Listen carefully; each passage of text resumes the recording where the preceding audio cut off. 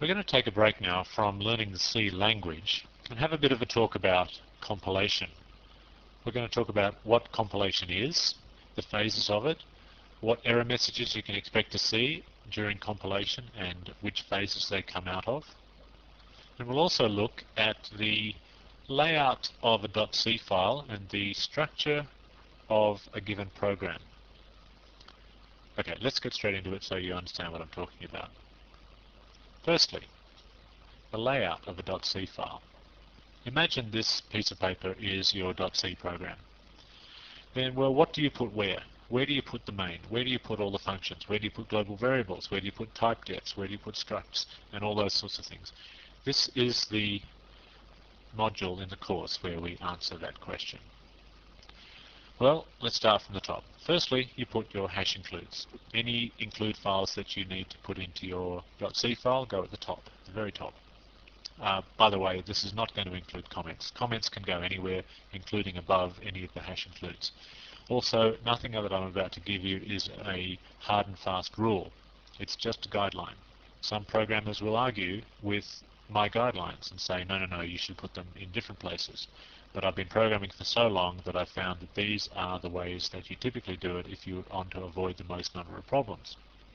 However, I even myself personally make exceptions in unusual circumstances. Anyway, includes go at the top. You'd put your system-wide includes like stdio.h and string.h first, and then any of your personal.h files that you've created yourself, you put them next. Next come your any hash defines that do not belong in hash include files. Like if you've created a hash include file, that will probably have some hash defines in it. And then you may also have some hash defines in just this .c file. How do you decide where your hash define goes? Does it go into an include file or does it go here? Well, the answer is, if the hash define is only ever used in this one .c file, then put the hash define itself here. In other words, if you've got a hash define, say, called max set to 20, and that the only place that max is ever used is in this .c file, then keep the actual hash define here. But if max is used in more than one .c file, then take it out of both .c files and put it in a hash include file. Or rather, I should say, put the hash define line in an include file. You should put your constants first and then your hash define macros second. Next come local type definitions. Again, just like hash defines, if the type definition is local to this file, in other words, it's only ever used in this file and it's never used in any other file, then it's quite okay to put the struct or the type def line in the .c file. Otherwise, if it's probably going to be used in more than one file, in more than one .c file, then put it in an include file. Next, you've got global variables, two different types. Static and public. You don't know the difference between static and public global variables yet, so I won't go into that. You'll learn more about that in the chapter on scope.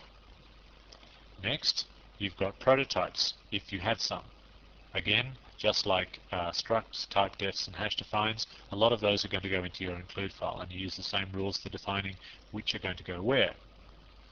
Next, you're going to put some functions, both static and public. Just like global variables, you can have static and public functions as well. Static functions go first, public functions go second. Again, you don't know the difference between them, but you will as soon as you have heard the chapter on scope. And finally, the bottom of the file, the last thing, is one of the functions called main, if you have one. Not all .c files have a main in them. If you are creating a big system, a big project if you like, out of 10 different .c files, then there'll only be one main in one of those .c files. And if there is, put it at the end. A lot of programmers will tell you to put it at the beginning. Well, you can argue this till you're blue in the face and there's no correct answer, but I found that most people put it at the end, and I'm going to put it at the end too. Anyway, that's how you would typically lay out a .c file. I'm not going to show you any examples of that, because every program that we ever create in this course, or rather every example file that I show you in this course, will be laid out exactly like that.